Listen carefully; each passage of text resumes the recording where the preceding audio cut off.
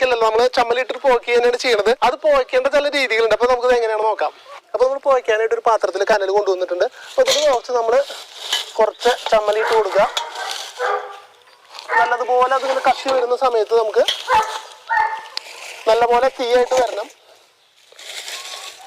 അപ്പോൾ നിങ്ങളുടെ വലിയ മാവാണെന്നുണ്ടെങ്കിൽ നമുക്ക് വലിയ രീതിയിൽ ചമ്മല വലിയ രീതിയിൽ അടിച്ചു വരി, ഇതുപോലെ കടിയിലൊക്കെ ഇതിൻ്റെ ഇലകളൊക്കെ ഉണ്ടെന്നുണ്ടെങ്കിൽ അടിച്ചു വരിയിട്ട് ഇതുപോലെ തീയിട്ട് ഇടയ്ക്ക് ഒന്ന് തീയിടുന്നത് നല്ലതാണ്. പൂ വരുന്ന സമയത്താണെങ്കിലും പൂ വരുന്നതിന് മുന്നായിട്ട് നമുക്ക് നല്ലതുപോലെ ഒന്ന് തീയിടുന്നത് നല്ലതാണ്. അപ്പോൾ നമ്മളിങ്ങനെ കത്തിപ്പോഞ്ഞ് വരുന്നതിലേക്ക് നമുക്കിത് വറ്റൽമുളക് ഒരു 5-10 വറ്റൽമുളക് എടുത്തതിന് ശേഷം നമുക്ക് ഈ പുകഞ്ഞു വരുന്ന പുകയിലേക്ക് നമുക്ക് ഇട്ട് കൊടുക്കാം. അപ്പോൾ ഇത് പുകഞ്ഞു വരുന്ന സമയത്ത് നമുക്ക് വറ്റൽമുളക് ഇതിലേക്ക് ഇട്ട് കൊടുക്കാം.